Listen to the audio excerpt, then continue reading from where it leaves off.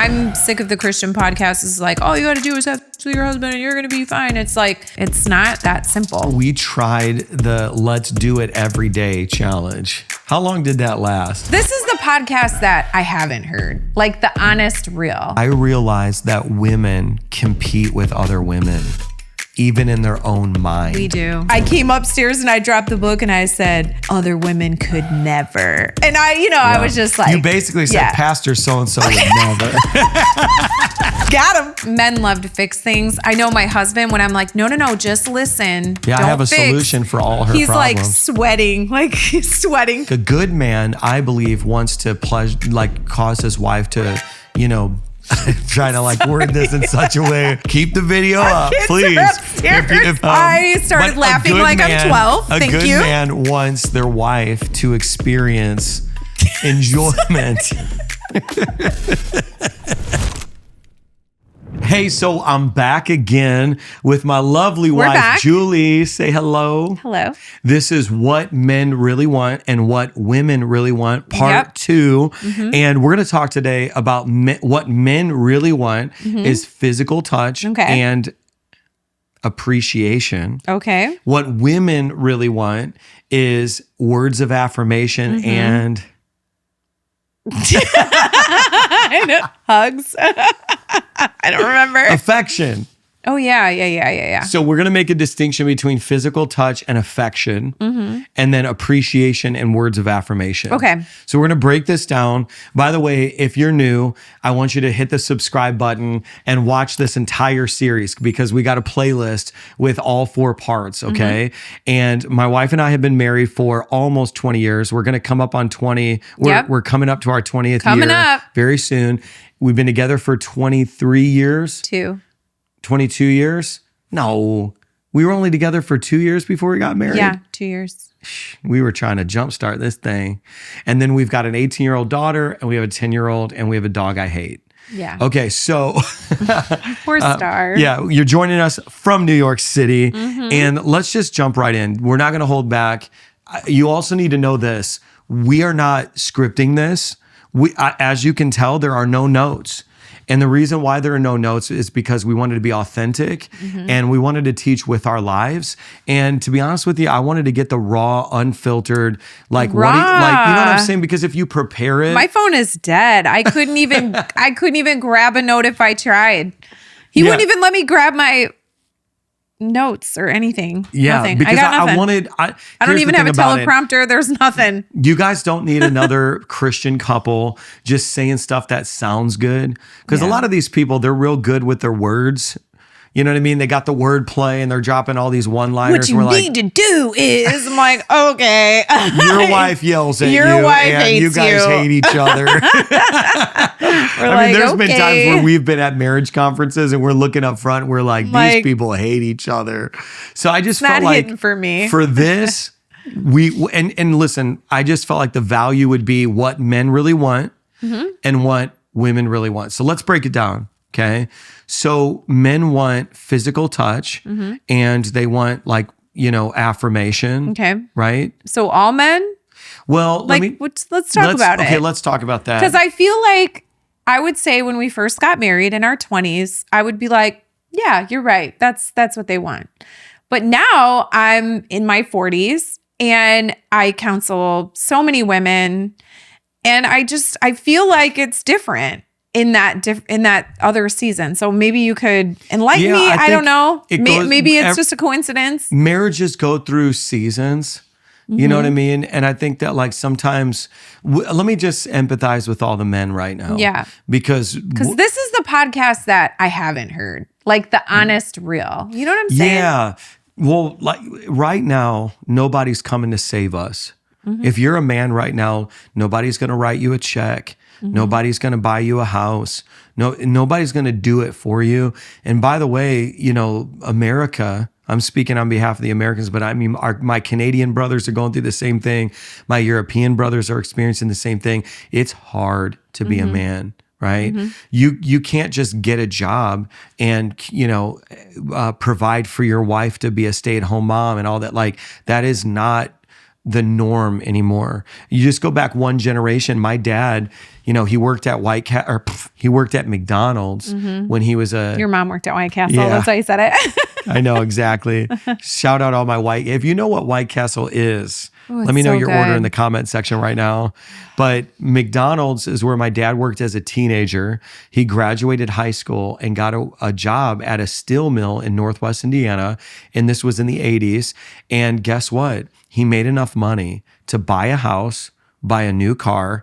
And my mom was a stay-at-home mom. This was, of course, before they got divorced. But one generation later, his son, we are the generation of the side hustles, 3 jobs. You know what I mean? And so the reason why I say that is because what a man really wants and what a man can do and what a man can have is different. So in an ideal world, I would work 1 8-hour shift and I would work 5 days a week and I would make enough money for a house, a car, and a stay-at-home wife, and even to pay for college. That was the 80s. And we've, in the last 40 years in this nation and many nations of the world, it's like you could work 3 jobs and still not even come close. That's true. And so a lot of men, their physical desires are connected to the reality of I'm fighting for my life. Tired. I'm emotionally tired. I'm mentally tired. Right now, men are I don't know how to say this so it doesn't trigger the algorithm, but there's a lot of men on the brink of giving up forever. I'll put it like that. Yeah. And so that's why I think a lot of men retreat to the convenience of pornography, the convenience of whatever, because, it has become so difficult. So why do I say that? I know I'm starting this on a heavy note. No. I think this is good. Honestly, I'm sick of the Christian podcast. It's like, all you got to do is have sex with your husband and you're going to be fine. It's like, yeah, but it's really complicated. It's not that simple. So I think this is actually really freeing for a lot of women who listen to the same podcast that we all listen to. And they're like, it's not my reality. You know what I mean? I'm living something different than what these Christian books are telling me. Yeah. At least that's what I can say for what I am in touch with. Yeah, right now, testosterone levels among men are incredibly low. And a lot of it is environmental as well. And a lot of it is socioeconomic. So dudes are just struggling. And that could affect that dynamic, who a man is well rested versus who a man is completely exhausted. Yeah. And so I think if you were to work together in a marriage, maybe it's go to the root. So in other words, how can I create an environment of rest? How can I create an environment of recharging? How can I reduce or eliminate other responsibilities because I know they're working so hard? Now, if you're a dude and you're not out there grinding and you're not out there working, you've got a whole nother problem. Yeah, and we know that doesn't fit the profile for all men.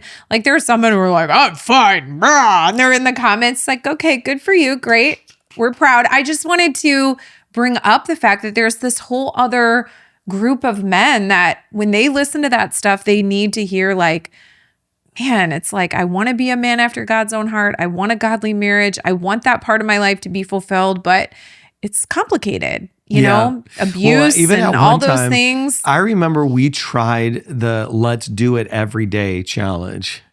How long did that last? Day 3, we were over it. No, it wasn't day 3. No, maybe it was day, I don't know. I think it was been a while, but at one time we were let's just, you know what, we're going to do it every single day. And I remember we got to a certain point where we're just dude, this is exhausting. Everyone's tired. No one's into this. No, I mean, we got pretty far into the challenge, I thought. I think we did. I'm remembering more and more. Yeah. But my point is finding the frequency, the duration, the type, all that stuff matters. It matters. Because, sexuality is incredibly complex. So there's sometimes where a good man, I believe, wants to cause his wife to, I'm trying to word this in such a way. I'm keep the video up, please. If the moderators are listening, if the YouTube I started laughing I'm 12. Thank you. A good man wants their wife to experience enjoyment. See, this is why we didn't script it, because but okay, I'm gonna make a point here. sometimes the counterbalance to that is I'm if gonna you look at this think, camera. you just go ahead and look. The counterbalance to it is if you think that it's going to be a big production, then that might even be exhausting. The pressure. And the pressure of it to where you're like, man, like, because I want to do a good job, which means that I am ensuring that you are enjoying it. Which I will. I don't know if you want to. Just your eyebrows. I don't know if you want to help me here, but I typically do a pretty good job. A+. But then sometimes there needs to be this, hey, you know what? I'm going to, as your wife, it's going to be selfless. Yeah. So that you don't have to, in your mind, think, okay, I've got to allocate all this time, energy, and effort. Because when you're like a Sicilian male, you're like, I'm romantic. This is going to be full passion, like, full. So like, but again, so what I'm saying is sometimes there's not anything wrong with your intimacy. There's something wrong with the type, the frequency of it. It's like, and so adding that variety of being like, hey, you know what? Mike does want physical touch, but he doesn't want to have to go through the whole menu. Because right now there's a lot going on. So like and we've done that in different seasons or even different weeks. Yeah. Like one week is the full menu. Another week is only one thing from the menu. Another week's 3. Stop using menu. So weird. Well, because I want to introduce a level of complexity. No, I'm so glad. I know, because that's what I feel like we need in the kingdom right now is menus. Hey, go to the description. We put the menu in the description. No, but it's like, it is so complex. I mean, you think about a lot of trauma, especially from childhood, and I'm sure a lot of people can relate. It doesn't surface until sometimes you're in your 40s, or you just get the courage to talk about it till late. At least this is from, people who I've discussed it with. Like, very few people have dealt with that in real time. They're usually dealing with it much later. So it's like all that could play a factor. Work, finances. We're in a hard economy. Because I don't have, that isn't my I'm so sorry. thing. Yeah. So I want to understand what you're saying is there's people who've experienced trauma that affects their intimacy. Right. But they never address the trauma. Right. Okay. I just want to make sure I understand. I thought I said that, now, but I was stuck on menus. Well, of all the wounds that I've incurred in life, thankfully, that's not one of them for me. Right. So I want to make sure I understand. Right. So you're just saying, there are some people that you might think that your spouse doesn't want physical touch. Yeah, I'm talking to more people. But in fact, it's just the trauma. Right. There's a wound there that needs to be addressed, and you're taking it personally. Okay. Yes. And then what was that thing you said after that? So it's like, so you're saying there's that stage of life. What do they call it? Perimenopausal, menopausal. Yeah. There's different seasons and phases of life. Pre-pregnancy. Yeah, I was just going to say. Empty nest. I mean, there's so many different seasons that we go through. And so I guess my question for you, if it's okay to take it here, is what does that look like? What can we do as women when men are going through all those different seasons? How can you encourage women to stay encouraged, Yeah, I mean, I think that I'm going to say something you probably won't hear on these Christian podcasts is, sometimes the best lead up to physical intimacy is try not to get triggered on but is actually, non-sexual physical touch. So like in public, showing affection in public, holding hands, those silent gestures of, the way that a woman holds a man, treats a man, caresses a man, flirts with a man. Like, people, I think oftentimes just try to portray men as animals. Like one, exactly. Oh yeah, like, oh dude, they just want to go in the room and just, they're complete animals. There's not, the truth is, and this is why there's such a phenomenon happening of like the work wife, is there's so much tension, good tension, but it's unrighteous because they're not married. But like, there's this woman on the job and, it's like, the flirtation and the small touches and it's all adding up and that's part of it. And so I think that for men, it's what's weird is oftentimes you get married and all of the things that created the physical tension that you were like, oh, I can't wait to do this. All those things are removed. And ironically, none of those things were sexual. And so it's like a lot of times guys, and right now I'm telling you, there's thousands of guys watching this right now being like, bro is telling our playbook. Like they're watching me right now being like, he's literally telling them, I don't know if he should even be explained, but it's like, I'm telling you the secrets to a man is it's like, we like women who are flirtatious, women who are like jovial and happy. And like, because what happens is before you marry a woman, that's what they're doing around you. Like a woman who is interested in you, her voice gets higher. Yeah. She's bubbly. She's laughing. She's shy a little bit. She's hiding her face. She's there's ways that women act. Yeah. And so like they touch their hair. I'm like, but there's all these things and men instinctivally pick up on it. Yeah. Oh, I think she likes me. Like I think she's digging me. And like there's all that. And that produces like sexual tension. And you want to, and it activates a man to be a hunter. Like I want to pursue her more because she's giving me some clues that I think she might be interested in me. And there's that game. And then ironically, what happens in marriage is that whole thing gets deleted. And a lot of it's because the woman doesn't feel those feelings anymore. Like, and some of that's good, because like when you're dating, you feel like all those tingling, the women, butterflies in my stomach, and I'm so nervous around him. Like you can't live in that feeling, but you should live in that activity. Yeah. So it's like you don't feel the butterflies like you used to all the time, because that's kind of weird. You know what I mean? Like it's nerve-wracking. Like when you're like, oh. I feel like that. When you come home, I'm like, yay. Yeah. But that's rekindled. It's work. It's like we've worked at that.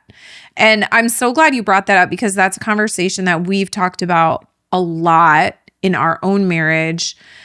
Like I'll say things like, oh, I wish you would do this. Remember how we used to hug when we were dating, or go, I don't know, little things like you said, like non-sensual touching, right? Like rubbing, playing with my hair, stuff like that.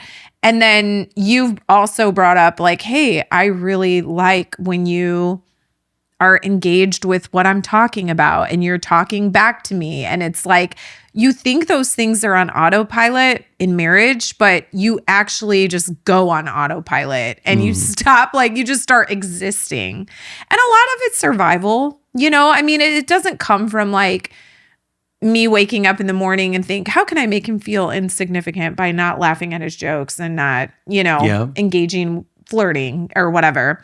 A lot of it's like, I have this to-do list. I have to get this done. I have to take these things, off of his plate, or we got to make dinner or whatever, we start burdening with responsibility. But I think the cool thing about dating is you never have to find the time to do that. It just comes out of you. And so I think in marriage, you have to find the time to do that. Like it does change.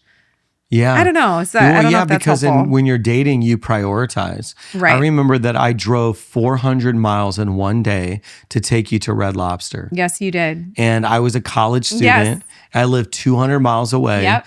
And I drove 4 hours, took you to a restaurant, fed you Cheddar Bay biscuits, which were your favorite. We miss you, Red Lobster. Yeah. And then I drove 200 miles back and like, but it's funny because you can get married and not be willing to drive 20 miles. It's so true. So it's like, and I think that that's part of it. And so that's all physical touch. I think that women also, there's a tenderness that they want from a man, to feel, but like a firmness. And correct me if I'm wrong, because I want to ask you about that. But like, there's a lot of times where, especially now, you literally just want or need a hug from me. Oh, at least twice a day. Yeah. But I think, at least. You deal with your own fears. Yeah. You deal with your own insecurities. Matter of fact, sometimes it breaks my heart thinking about the women who can't get those hugs. I know. Single women who like just feel that desire but don't have it. Yeah. I suppose that in this season, that's God's way of saying, like, learn how to let me embrace you, because man is fallible and, Right. flawed, and I'm never going to be enough. But I also think that going back to the Genesis 3 account of creation, like, imagine when Adam held Eve, he was holding an extension of his side. And when Eve held Adam, she was holding her origins. Like, literally this, I'm going back to where I came from. Yeah. Like, if you think about the mystery of oneness in marriage, when Eve hugged Adam, she was reconnecting her flesh to the flesh she was made from. Like, it was like a puzzle piece being put together. And so I do think that for as much as we need a relationship with God, the one thing I want to emphasize is that God had a relationship with Adam. Adam had a relationship with God, and it was still not enough to satiate his longing and his loneliness. And God created a companion. So I think for you, you have a relationship with God, but you still need a husband. Yeah. I have a relationship with God. I still need a wife. So, you need a hug probably twice a day. At least. Minimum. There's times where you just need me to rub you, tickle you. Yeah. I'm like, will you play with my hair? And what is that? Like, because there's a lot of women watching right now, but there's a lot of men that I'm speaking to who, they might be thinking about the menu, but they're not thinking about like those things as well. Yeah. I think there's, if I were to unload on you every thought I had in a day, like, you couldn't handle it. There's no way. And so I think sometimes, like, when you're hugging, or when you're, like, if you like play with my hair or put your hand on my leg or something like that, there's some, at least for me, and I don't even know how biblical this is. I mean, I hope it is, but like, emotionally, when we're like engaging physically, like in those non-sensual touching, I feel like a lot of that tension that I have in the day, fears, like you said, insecurity, I'm not good enough. I can't keep my house clean enough. I'm failing with my kids. I'm failing with my job. Like, these are just thoughts women, I don't know if men have these, but like all day long. And women, you can comfort me in the comments if I'm not telling it right. But it's like, sometimes when we engage like that, a hug, it makes me feel like you're going to be okay. It's like we're communicating without communicating. It's comfort without you having to comfort me or saying anything. And it's kind of just like, I can't even process these thoughts out loud, because it's just too much at the end of the day. It's like when we come together and connect in that way, it like does something it like encourages my heart. I don't know if that puts like language behind it. Does that make sense? Well, I think a lot of times men think we're so logical that we just think, oh, I need to logically say something to convince my wife. Okay, so like you're fixing if this is good, men love to fix things. I know my husband, when I'm like, no, just listen. Yeah, don't I have a fix. solution for all her He's problems. He's sweating trying to listen. I have a process. It's all figured out. Yes, every always. Step. But when you hug me, you're fixing something in me. Like, you are fixing something. Yeah. It's something only you can fix. It's only in the context of our marriage relationship and our marriage covenant. And it's like you're fixing a problem that you don't even know exists in my heart. That's how I feel. Yeah, and that's powerful. And I think that a lot of men need to learn. And if you're watching right now, and I want to speak to the men, that, for as much as you are a good communicator and you're logical, it's actually something that's going to seem counterintuitive and illogical that's going to work the best, which is a physical embrace, because that produces in and of itself safety. Yes. And I tell you all the time, we're really good. I mean, you guys, we're 20 years in of making a ton of mistakes, and we're getting a lot better. So I don't want you to feel like we're light years ahead of you. We're probably not. We're probably only a few steps ahead.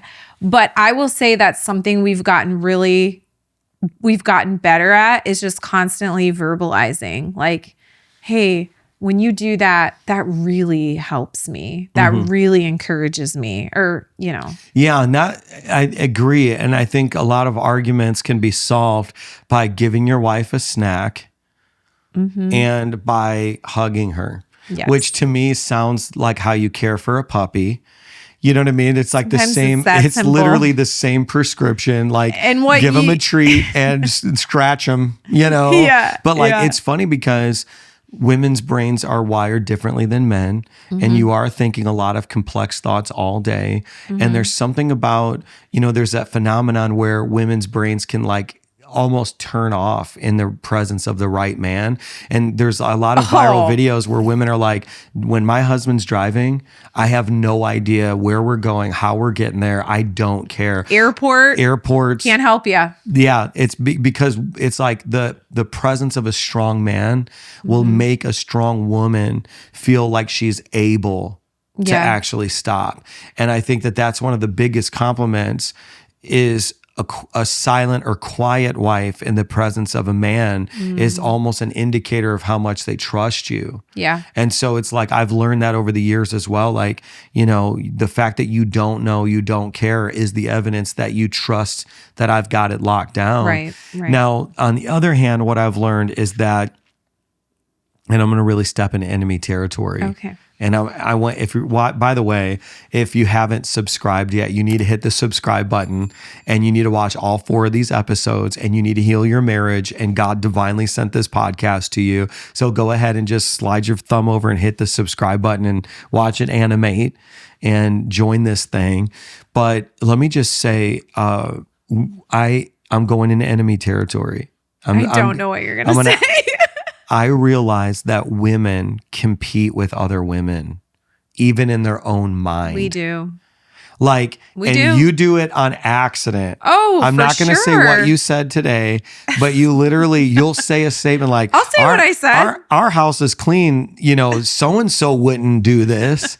No. And you jokingly you gotta say. preface it.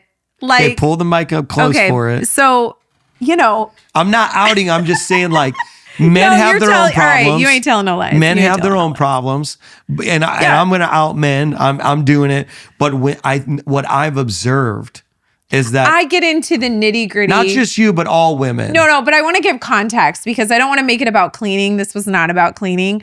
I get into nitty gritty church work. I will go outside and shovel, be dirty, lift things, move things, I've always been like that. And so today I had to get in this gritty area, dig out this book. I was finding something for you that you needed for, your ministry.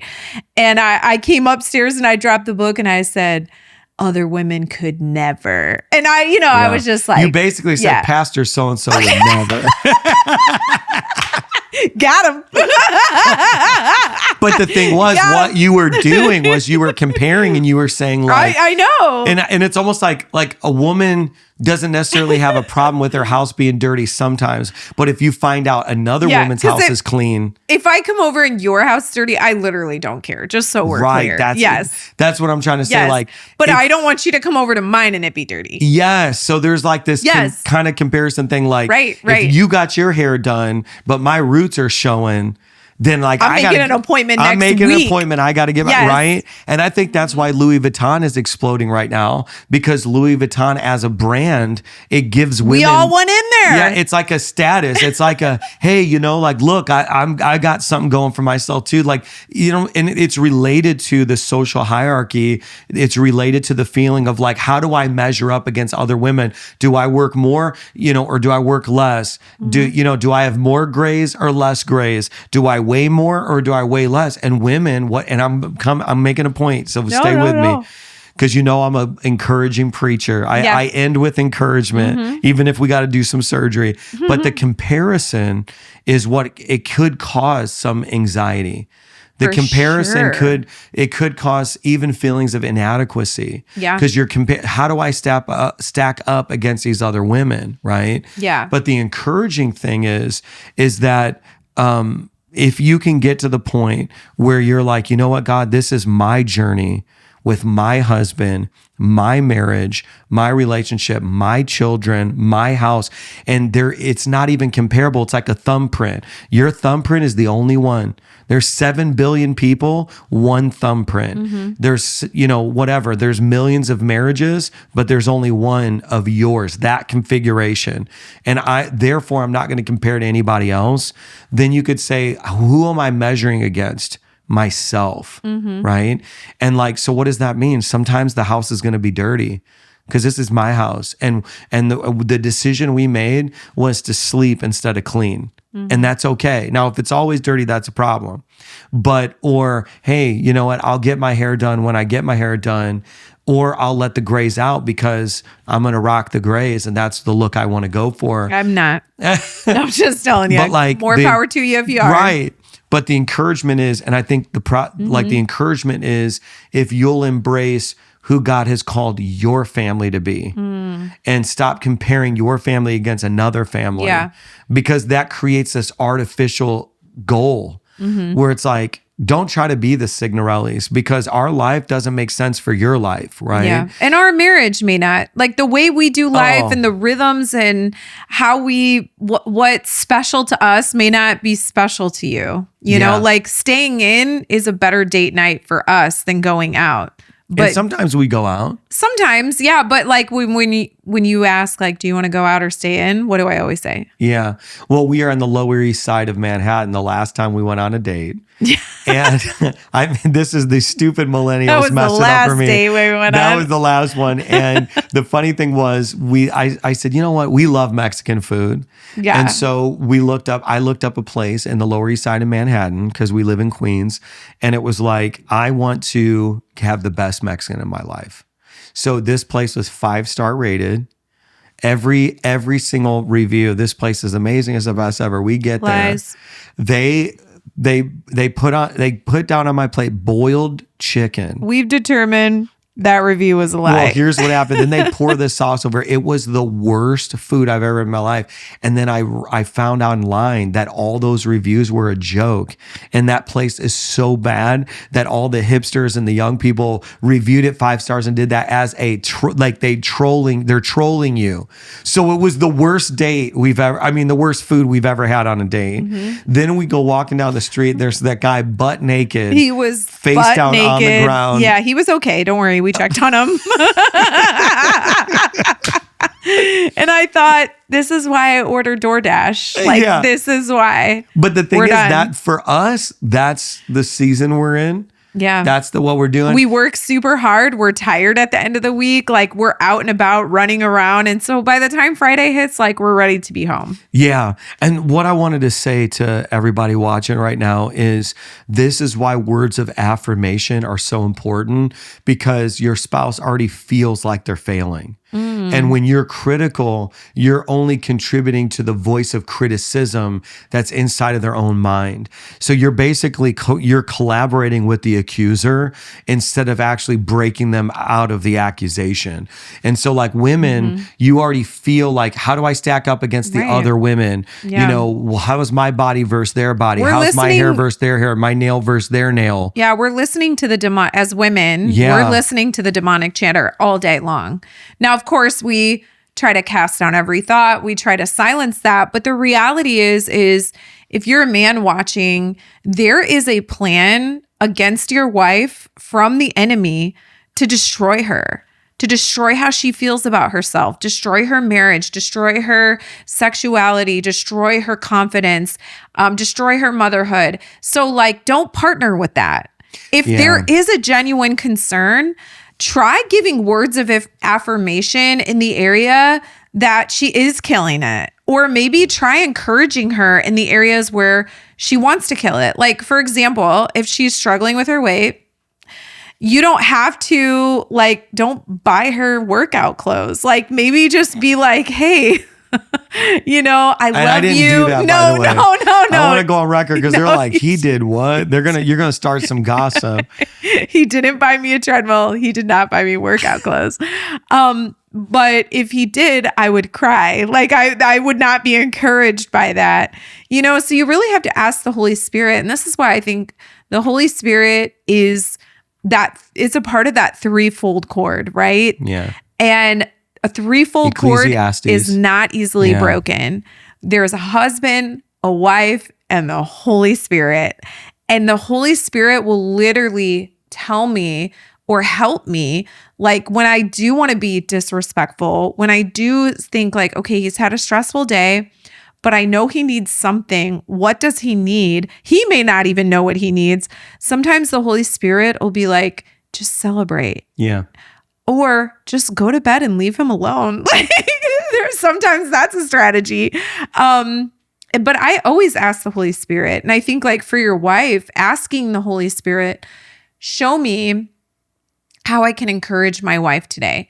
I can't tell you how many times you've prayed that prayer and you've come home and been like, hey, I did this thing, or you shot me this text, and I would respond with, oh my gosh, I just prayed about that. You know, like, I don't know if you can think of a couple different. There's been many times I've just said, Lord, give me an encouragement for my wife. Yeah. And it's funny because there's a lot of men that are in these like weird codependent men's groups where, they encourage each other all day. Yeah. And they don't extend the same encouragement to their own wife. Brother, we're in this together, brother. Well, your brother's not going to sleep with you tonight. At least he shouldn't. Yeah, like you know what I mean? Text it's like your wife. You're literally. The Bible says, "Wash your wife with the word." Mm-hmm. Wash her with the word. You talked about the thoughts that run through your mind all day. That needs to be washed with the word, right? Mm-hmm. And so you've got men who are washing each other with the word in group chats that don't wash their own wife with the word. Mm. It's a problem. And I'll tell you why. Because boys know how to be brothers, but men know how to be fathers. Mm. And when a father is ruling their home, they're the king of their own castle. And they have to say, under my leadership in this place, people are going to be safe. They're going to feel loved. They're going to feel cherished. They're going to feel valued. They're going to be challenged at times, right? But they're also going to know that nobody has their back more. Nobody loves them more than I do. And here in the Signorelli home, I'm the king of the castle. And that's not but when I say that, that's not the top position, that's the bottom position. Right. That's me saying I'm at the lowest position. I'm the one pushing everybody else up. Yeah. Let the greatest among you be the servant. So it's like I'm encouraging I should be the lead encourager. Mm-hmm. I'm the one that says, hey, you know what? You guys all are tired, but I'll go an extra mile. Yeah. You guys are exhausted. And how many times has that happened? Oh, so many. I mean, I can't tell you how many times, like a few weeks ago, one of our kids was sick with a fever, and I'm one of those parents, like I cannot sleep when they have a fever because I don't know. Yeah. My instinct, it won't let me. And I had been up 3 nights in a row with a sick kid with a fever, not sleeping. And, you came in and it makes me cry because you had a really long week and a really hard week. And you came in and it was like closing in on Sunday too. So this is like coming into the weekend where you need to be like your strongest. And you're like, babe, I'm going to take care of this. You're going to sleep. You're going to shut your door. You're going to go to bed. And I got this. I'll wake you up if I need you. And I had the best sleep of my life. It was so great. And you just handled it. And you checked on her. You took her temp. You did all the things that I would have done. And I know you were tired, but you served us in that way. Yeah. And you got to dig deep. There's many stories of that. You got to dig deep. That was just recent. When you're a man, it's just part of it. And that's what you chose to do. And so it's like words of affirmation are, encouragements, because I think for me, and I struggle with this because it's not that I'm critical, but I'm very, very like precision. I know how to, do things. So I'm like, I see it. I'm like, okay, because I treat myself that way. You know what I mean? Like I need to do this. And you don't like people fluffing you up. No. Just shoot it to me straight. Matter of fact, like don't give me any fluff. Works on me. Yeah. Most. And it doesn't work on me. I have a personal trainer who comes over to the house now to help me with, because I had a lot of injuries like physically. So I was like having a hard time working out because I had a shoulder injury, a knee injury. A back one. Yeah, back, just injuries. So like this guy comes over and there's no compassion. No. It's like, hey, do this. You're doing it wrong. But for me, I fire up. But sometimes when you treat your wife like the drill sergeant, she doesn't get inspired by that. She actually gets uninspired and she shuts down. Yeah. I've had to remind you a couple times, like, hey, we're all girls in this house. Like, Mike doesn't have like feminine, like inner, like there's nothing feminine about you. Like, you're not soft around the edges. Like, even when you like tickle, like it hurts, like it doesn't even, it's like you're like rough, you know? And so you're rough in your communication. And I'll have to remind you, like, hey, we're all like little girls in here. Like, you're talking to us like we're Navy SEALs who are just looking at you like, too much. That's funny. And I love how having girls, you know, we don't have boys, has like softened you. And so it's been really fun to watch that over the years. And now as they're older, they like the tougher, especially our littlest really responds to like tougher, like communicate. Like she likes it. She kind of gives it back and it's like really cute. So I don't know. Yeah. And I think like what we learned from this one is that when we say that a man desires physical touch, what does that mean? We delved into all the complexities of it. When we talked about like a woman needs physical touch, like we talked about how that's connected to your mind psychologically and, you know, kind of like how, and then we talked about communication verbally and how we serve each other, you know, with affirmation. Like you're someone where if I start like encouraging you and affirming you and pumping you up, it'll make you want to work out more. Oh my gosh. But if I start talking to you the other way, I'm like, I will I'll just go gain 40 pounds. Like, don't care. You'll gain 40 pounds just to spite you. So it's like, I used to think like, yeah, man, I'm just going to tell her straight to her face, girl, you got it. And she's like, oh yeah, I'm on my way to Dunkin' Donuts right now. And you're eating a revenge donut and you're like, keep talking because I'll keep eating. You keep talking, I'll keep eating. Well, but I've learned that encouragement works for you. And you know what's funny? And I'm going to end on this.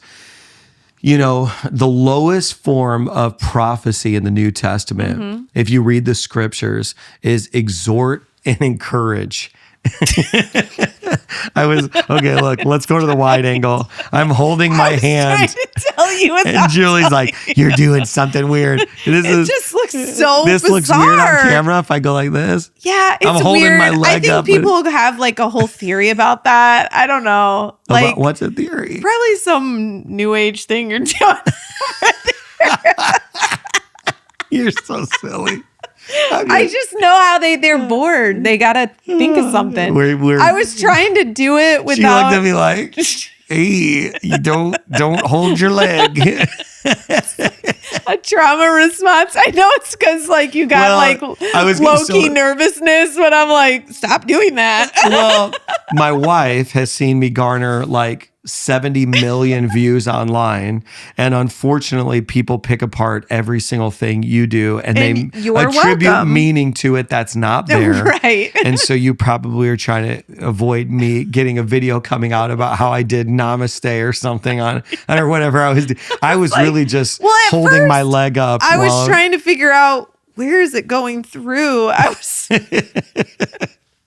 So speaking of physical touch. Go ahead. Yeah, physical touch. But yeah, just to wrap, and we have 2 more episodes. I know. This has been an incredible journey. And you know what?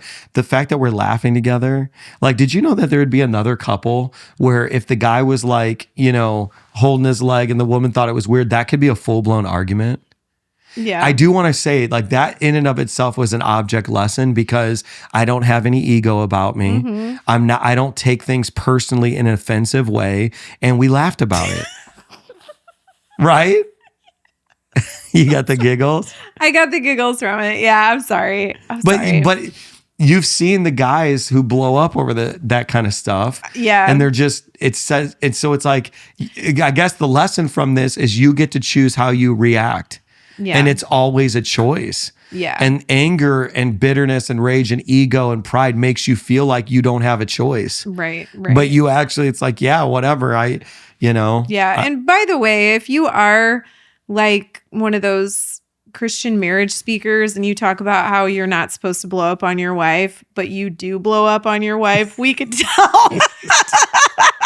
I don't do that. No, you don't. I'm saying we can tell. Oh, yeah. All the time, we're like, yeah, that guy tells his wife, shut up, just shut up. I feel like this podcast is just for us to have a good time. No, hang out. you know what? This is good for people. No, I think so. I think it's good. Yeah, and what I was closing on. Sorry. This is why you don't get invited on my channel. I know. No, but I love you and I'm glad you're here. But is that the words of affirmation are so necessary because the lowest level of prophecy is exhortation and encouragement. Mm-hmm. And there's been many times where I've went to go encourage you and I started with encouragement and it ended with prophecy. And I really believe that there's a lot of men that need to start trying to encourage their wife.